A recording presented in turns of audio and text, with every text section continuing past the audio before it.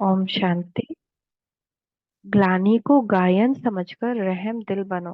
अपकारियों पर भी उपकार करने का गुण सिखाने वाले सबके कल्याणकारी शिव बाबा सौभाग्यशाली बनने वाले बच्चों से बोले। अपने चमकते हुए तकदीर के सितारों को देखते हो। तकदीर का सितारा सदा चमकता रहता है अथवा कभी कभी चमकता है और कभी चमक कम हो जाती है, अर्थात घटनाओं रूपी घटा के बीच छिप जाता है। कभी कोई घटना क्या होती है हमारे जीवन में, कहीं से कोई का बुरा व्यवहार, यही तो मेन है ना हमारे जीवन में। कभी बाहर से, कभी घर के अंदर से किसी का बुरा व्यवहार, यही तो मेन चीज हमको इफेक्ट करता है ना। नहीं तो चाहे कितना भी काम हो, कुछ भी हो, हम माताएं कभी घबराती नहीं है, लेकिन हमको क्या इफेक्ट कर देता है कि मेरा अपना बच्चा ऐसा व्यवहार करता है, हमको ऐसे बोल देता है, या मेरा पति ऐसा बोल देता है, या मेरी सास ऐसे सेवा कर रहे हैं ऐसे बोल देती है, या भाई बंधु कहीं से कोई कुछ बोल ही देता है, या बुरा व्यवहार, यही तो मेन डिस्टरबेंस है ना लाइफ में माताओं की मेनली। नहीं तो माताएं कभी भी काम करने से या किसी की सेवा करने से कहीं पीछे तो नहीं हटती हैं। यही मेन चीज है, मोह उनका जो है, कोई यही घटना हो जाती है। या कभी इन स्थूल सितारों के समान, जैसे स्थूल सितारे स्थान बदली करते हैं, वैसे स्थिति बदली तो नहीं होती। या तकदीर की लकीर अभी चढ़ती कला, कभी ठहरती कला, कभी गिरती कला, ऐसे बदली तो नहीं होती। क्योंकि संगम युग पर तकदीर की रेखा परिवर्तन करने वाला बाप सम्मुख पाठ बजा रहे हैं। ऐसे तकदीर बनाने वाले बाप के डायरेक्ट बच्चे, उन्हों की तकदीर श्रेष्ठ और अविनाशी चाहिए। खुद भाग्य विधाता के बच्चे हम बन गए, जो सबका भाग्य लिख रहा है उसके बच्चे हम बन गए, तो हमारा भाग्य कैसा होना चाहिए। जो कपड़ा बेचने वाला उसके बच्चे कपड़े फटे पहने, अच्छा लगेगा? तो जो भाग्य बना रहा उसी के बच्चे की तकदीर खराब हो, ऐसा कैसे हो सकता है? हो सकता है? तो ऐसी तकदीर अन्य कोई भी आत्मा नहीं बना सकती। ऐसे तकदीरवान अपने अनुभव करते हो कि भगवान ऐसे भगवान के बच्चे बने हैं, मेरी श्रेष्ठ और विनाशी तकदीर हो गई है। तो श्रेष्ठ तकदीर बनाने वालों की निशानी क्या होगी जानते हो? हम भी तो मास्टर भाग्य विधाता बन गए ना बाबा के साथ, हम भी सबका भाग्य बना रहे हैं। तो हम अपना भाग्य क्यों नहीं पहले बनाए? ऐसा तकदीरवान हर संकल्प, हर बोल में, कर्म में फॉलो फादर करता होगा। हर संकल्प जो सोच रहे हैं, हर बोल और हर कर्म में फॉलो फादर। संकल्प भी बाप समान विश्व कल्याण की सेवा अर्थ होगा। हर बोल में नम्रता, निर्माणता और उतनी ही महानता होगी। मिट्टी स्वरूप में एक तरफ बेहद का मालिकपन, दूसरी तरफ विश्व की सेवाधारी आत्मा होगी।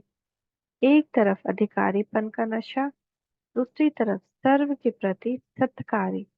हर आत्मा के प्रति बाप समान दाता और वरदाता, चाहे दुश्मन हो, किसी भी जन्म के हिसाब किताब चुकतू करने के निमित्त बनी हुई आत्मा हो, ऐसी श्रेष्ठ स्थिति से गिराने के निमित्त बनी हुई आत्मा को भी, संस्कारों की टक्कर खाने वाली आत्मा को भी, घृणा वृत्ति रखने वाली आत्मा को भी, सर्व आत्माओं के प्रति दाता व वरदाता।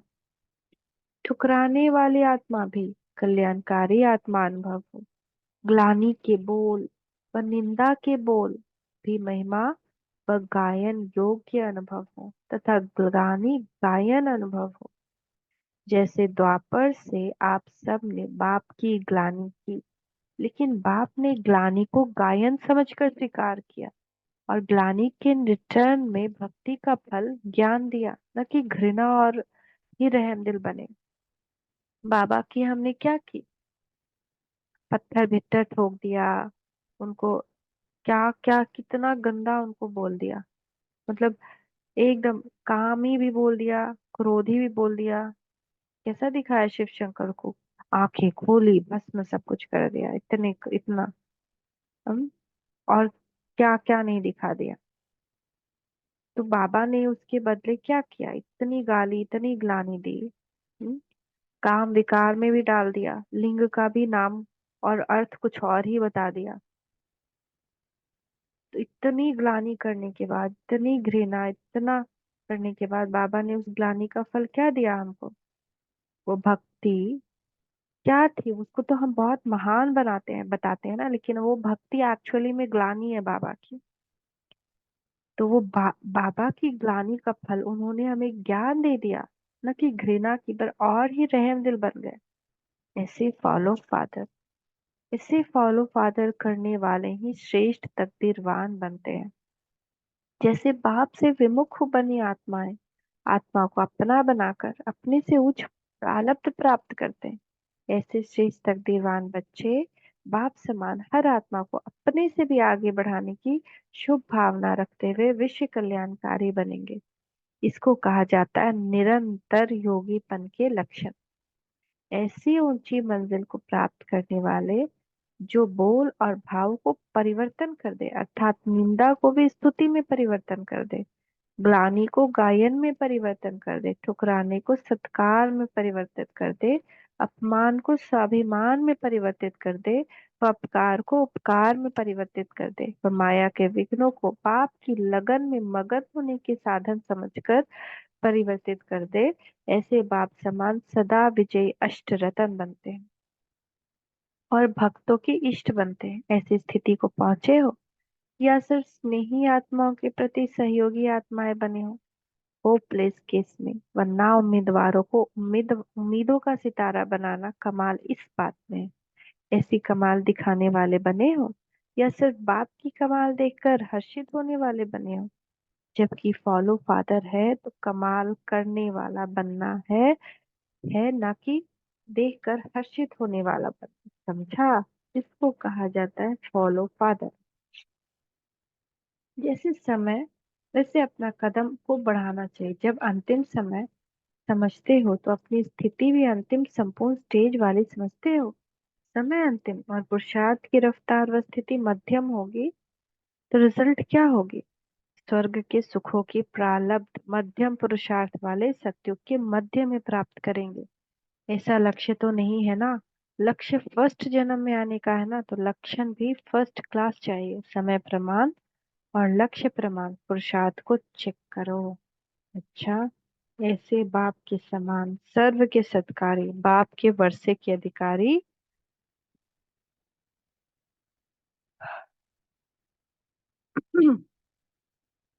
हर ना उम्मीदवारों को उम्मीदों का सितारा बनाने की कमाल करो।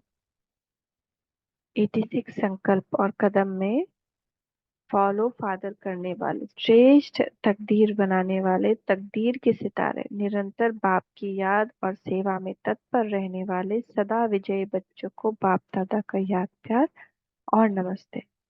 हम मीठे मीठे बच्चों का भी मीठे मीठे बाप दादा को याद प्यार नमस्ते। शुक्रिया बाबा, शुक्रिया। ओम शांति, ओम शांति, ओम शांति। इस मुरली के विशेष तत्व श्रेष्ठ तकदीर बनाने वाले बच्चों की निशानी यह होगी कि उनका हर संकल्प में, हर बोल में और हर कर्म में फॉलो फादर होगा। जैसे बाप बेमुखी बनी आत्माओं को अपना बनाकर उनको अपने से उच्च प्राप्त बनाते हैं, ऐसे ही श्रेष्ठ तकदीरवान बच्चे भी हर आत्मा को अपने से भी आगे बढ़ाने की शुभ भावना रखते हैं, विश्व कल्याणकारी बनते हैं।